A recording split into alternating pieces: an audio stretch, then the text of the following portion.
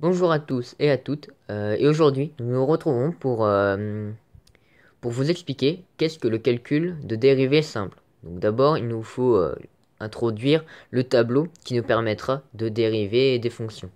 Donc vous avez la fonction ici, donc avec les chiffres, et la dérivée selon ce que vous avez. Donc k c'est un chiffre normal, donc vous mettez 0 à chaque fois. Dès que vous voyez, donc A c'est toujours un chiffre aussi, qui est avec X, donc vous mettez le chiffre qui est devant le X, donc A. Si vous avez X carré, vous descendez la puissance, et vous la mettez à la place, et vous mettez 2X, devant le X en gros. La même chose avec le 3, sauf que vous mettez le 3 devant, donc voilà. Vous me remettez le X, et vous la mettez au carré. Puisque vous descendez d'une puissance là, et vous remettez la puissance qui était là, ici. Alors, pour un x, cette fois c'est moins 1. Vous mettez l'opposé, et vous mettez x au carré. Et pour racine de x, c'est 1 sur 2 racines de x.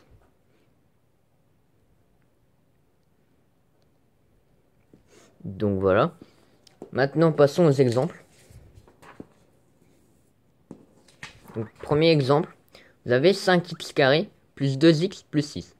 Donc déjà on commence avec le 5x carré. 5x carré, c'est très simple, vous faites 5 fois 2, donc ça fait 10. Du coup, vous mettez le 10, et vous mettez le x devant. Vous avez 2x après. Vous remettez le signe, donc plus.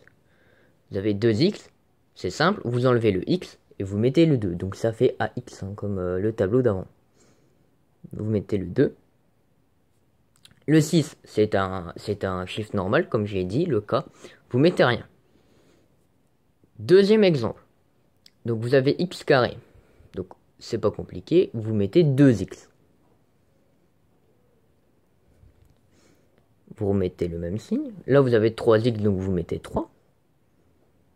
Et là vous avez plus 1, vous laissez. Donc là c'est différent. Là on a une puissance 5, donc beaucoup plus haute. Là vous avez un x carré, donc normal. Et là le 12 normal. Donc pour ça, et donc il faut utiliser donc le 5.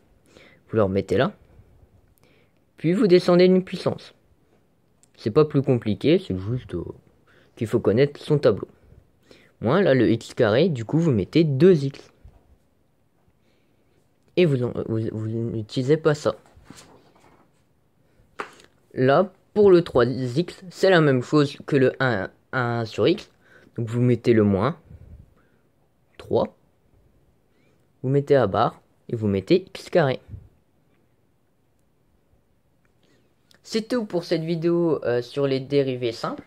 Donc c'est juste, vous prenez la fonction et puis vous la rechangez avec le tableau que je vous ai mis. Merci bien, au revoir à tous.